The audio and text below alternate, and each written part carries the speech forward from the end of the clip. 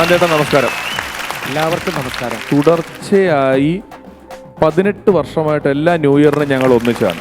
അത് തുടർച്ചയാണ്, മൊത്തത്തിൽ 18 അല്ല, തുടർച്ചയായി 18 വർഷമായിട്ട് ന്യൂ ഇയറിന് ഒന്നിച്ച് പ്രോഗ്രാം ചെയ്യുന്നവരാണ് ഞങ്ങൾ. അതിനിടയിൽ ഞങ്ങൾ തമ്മിൽ കൂടി കുറെ നാൾ കഴിഞ്ഞപ്പോഴാണ് ഞങ്ങളുടെ കൂട്ടത്തിലേക്ക് വന്ന ഒരാളാണ് ധർമ്മജൻ.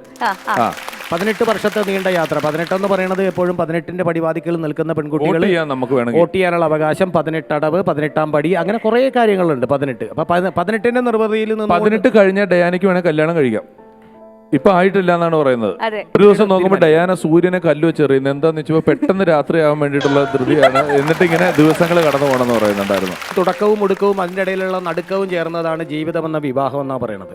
അപ്പോൾ അതിൻ്റെ നടുക്കത്തിൻ്റെ ഇടയിൽ കൂടിയാണ് ഇപ്പം നമ്മൾ യാത്ര ചെയ്തുകൊണ്ടിരിക്കുന്നത്. എന്തായാലും വൺസ് അപ്പോൺ എ ടൈമിൻ്റെ ഈ ഒരു ധന്യമായിട്ടുള്ള ഈ വേദിയിൽ വരിക എന്ന് പറയുന്നതും വാക്ക് നന്നായിട്ട് സംസാരിക്കുന്നവരും നിർത്താതെ ഓരോ വിഷയത്തെക്കുറിച്ചും ഗഗനമായിട്ട് പഠനം നടത്തിക്കൊണ്ട് നിരീക്ഷണവും പരീക്ഷണങ്ങളൊക്കെ ആയിട്ട് വന്ന് അതിൻ്റെ ശ്രദ്ധ കളയാതെ അതിലേക്ക് ആവാഹിക്കുകയും അതൊരു ചിരിയും അല്ലെങ്കിൽ ചിന്തയും കൂടി സമന്വയിപ്പിക്കുന്ന ഒരു കലോപഹാരമായിട്ട് അവതരിപ്പിക്കുമ്പോഴാണ് അത് ചിരിക്കാനും കഴിഞ്ഞു, അത് ചിന്തിക്കാനും കഴിഞ്ഞെന്ന് ഈ കണ്ടിരിക്കുന്നവർക്ക് പോലും നമ്മളോട് തോന്നുന്നു. പ്രോഗ്രാം കഴിഞ്ഞപ്പോൾ ഒരാൾ വന്നിട്ട് പറഞ്ഞു, രമേശ് നിങ്ങളുടെ പരിപാടി കണ്ടു, ചിരിക്കാനും ചിന്തിക്കാനും ഏറെ ഉള്ള പരിപാടിയായിരുന്നു. അപ്പോൾ ഞാൻ പറഞ്ഞു താങ്ക് യു. പുള്ളി പറഞ്ഞു അത് ഞാൻ ചിരിച്ചു, പിന്നെ വീട്ടിൽ പോയിരുന്ന് ചിന്തിച്ചു, ഇതൊക്കെ കണ്ട് എന്തിനാ ഞാൻ ചിരിക്കുന്നത്, എന്തിനാ എൻ്റെ സമയം വെറുതെ കളയുന്നതെന്ന്. ചിരി ആർദ്രമാണ്, ആനന്ദമാണ്, ഔഷധമാണ്. ചിരിക്കുന്നവർ ഭാഗ്യവാന്മാരാണ്. ചിരിപ്പിക്കുന്നവരെക്കാൾ കൂടുതൽ ചിരിക്കുന്നവർക്കാണ് ആയുസ്സും ആരോഗ്യവും ഭാഗ്യവും ഒക്കെ ഉണ്ടാകുന്നതെന്നാണ് പറയുന്നത്. രണ്ടുപേരും കൂടെ ഒരുമിച്ച് ചെയ്ത ഒരു പെർഫോമൻസ് നമുക്ക് വേണ്ടി ഒന്ന് നമ്മൾ അറിയാവുന്ന പഴഞ്ചൊല്ലുകളെല്ലാം മനസ്സിലെടുത്ത് വെച്ചു. ഞങ്ങൾ എന്ത് ചോദിച്ചാലും പഴഞ്ചൊല്ലിലൂടെ മാത്രം ഉത്തരം പറയുന്ന ഒരാളായിട്ട് സാഞ്ചേട്ടൻ വരും. ചോദ്യം ചോദിക്കാൻ വേണ്ടി ഞാൻ വരും. വന്നോട്ടെ, ചെയ്തോട്ടെ.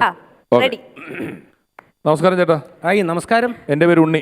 ഉണ്ണിയെ കാണുമ്പോൾ അറിയാടാ ഊരിലെ പഞ്ഞം. ഞാനിവിടെ വന്നതേ കാള പാല് വെക്കുമ്പോൾ അറിയത് ഒന്നിനല്ല രണ്ടിനല്ല ഡേഷനാണെന്ന്. എനിക്കിവിടെ ഇരിക്കാനായിട്ട് പക്ഷെ ഇരുന്നടം കുടിക്കരുത്, നനഞ്ഞടം മാന്തരുത്, തോളത്തിരുത്, ദൈവത്തോർത്ത് എന്റെ ചെവി തിന്നരുത്. ചേട്ടൻ എന്ത് ചോദിച്ചാലും പഴഞ്ചൊല്ലാണല്ലോ. പഴഞ്ചൊല്ലി പതിരില്ല മോനെ. പഴഞ്ചൊല്ലി പഴമില്ല. പഴവും പപ്പടവും പായസം അല്ല, പഴഞ്ചൊല്ലി പതിരില്ല. എന്താ ചേട്ടന്റെ പേര്? പാലം കിടക്കുളവും നാരായണൻ, പാലം കിടന്നപ്പോ കൂരായണൻ.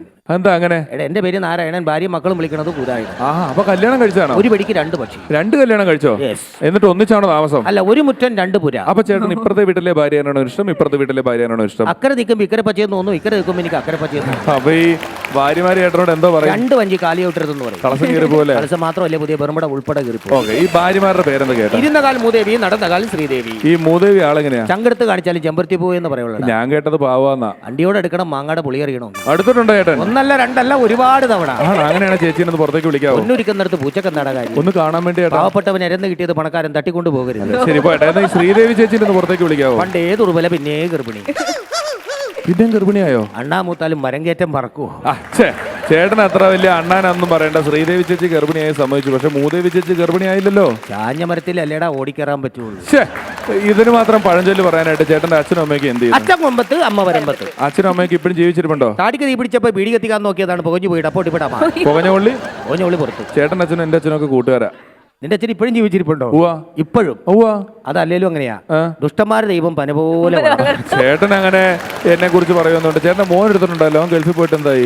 കഷ്ടകാലത്തിന് തലമുട്ടടിച്ചപ്പോ കല്ലുമഴ പെയ്തെന്ന് പറഞ്ഞ പോലെയാണ് അവന്റെ അവസ്ഥ. എന്ന് വെച്ച് കഴിഞ്ഞാല് മോങ്ങാനിരുന്ന പട്ടിയുടെ കയ്യിൽ തേങ്ങ വീണ് പോയി. അതെ, ചേട്ടൻ ഇങ്ങനെ മക്കളെ പട്ടിനെയൊന്നും വളർത്തിയിട്ട് ഒരു കാര്യമില്ല. പുറത്ത് ഇങ്ങനെ പട്ടി എന്നെ കണ്ടിട്ട് കുരച്ചുമില്ല കടിച്ചുമില്ല. നിന്നെ കണ്ടിട്ട് കുരച്ചുമില്ല കടിച്ചുമില്ല. വർഗസ്നേഹം.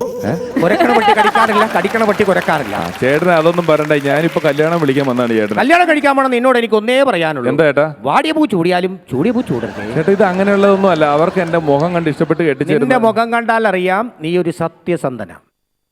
നിന്റെ മുഖം കണ്ടാൽ അറിയാം നീ ഒരു സത്യസന്ധന. നിന്റെ മുഖം കണ്ടാൽ അറിയാം നീ ഒരു സത്യസന്ധന. എങ്ങനെ മനസ്സിലായേട്ടാ? സത്യത്തിന്റെ മുഖം എപ്പോഴും വികൃതമാടാ. ഒരിക്കലും എത്ര കണ്ടാലും നമുക്ക് ബോറടിക്കത്തൊന്നുമില്ല. ഇത് വേറെ കാര്യമുണ്ട് കേട്ടോ. ഞാനും രമേശും കൂടി എനിക്ക് തോന്നുന്നത് ഇത് കുറെ വർഷങ്ങൾ കളിച്ചിട്ടുണ്ടെങ്കിൽ പോലും ഇപ്പൊ 1-2-3 കൊല്ലമായിട്ട് നമ്മളൊന്നും കളിച്ചിട്ടില്ല, തൊട്ടിട്ടുമില്ല, സംസാരിച്ചിട്ടുമില്ല. അപ്പൊ എനിക്കും ചെറിയ ഓർമ്മക്കുറവുണ്ട്. എവിടെ നിന്ന് ഇത് തുടങ്ങും? അല്ല, എനിക്ക് തന്നെ ഇപ്പൊ ഞമ്മള് കളിക്കുമ്പോ നമ്മൾ എന്തൊക്കെയോ മറന്നുപോയിട്ടുണ്ട്. ഇതിൽ ഏതൊക്കെയോ കുറെ ചോദ്യങ്ങൾ ഉണ്ടായിരുന്നു, വേറെ കുറെ ഉത്തരങ്ങൾ ഉണ്ടായിരുന്നു. ആ ഏരിയയൊക്കെ പോയി പിന്നെ അങ്ങ് കളിച്ചങ്ങ് തീർത്തുന്നുള്ളതേ ഉള്ളൂ. ഇതൊരു ഓർമ്മയിൽ അങ്ങനെ കയറി അങ്ങനെ പോകുന്നു മാത്രമേ ഉള്ളൂ. എന്നാലും ഓൺ ദ സ്പോട്ടിൽ ഇത്രയും വർഷങ്ങൾക്ക് ശേഷം എല്ലാം മെമ്മറൈസ് ചെയ്ത് അടിപൊളിയായിട്ട് പ്രസന്റ് ചെയ്ത് രണ്ടുപേരും സൂപ്പർ ആയിരുന്നു. Thank you. അപ്പൊ സാഞ്ചേട്ടൻ ഒരിക്കൽ കൂടി നമ്മുടെ ഷോയിലേക്ക് വന്നതിലുള്ള അഗേതവുമായ നന്ദി അറിയിച്ചുകൊണ്ട് നമുക്ക് അവിടെ ഇരുന്ന് പുതിയ തമാശകൾ കുറച്ച് കേട്ടാലോ? താങ്ക് യു സജിൻ ചേട്ടാ.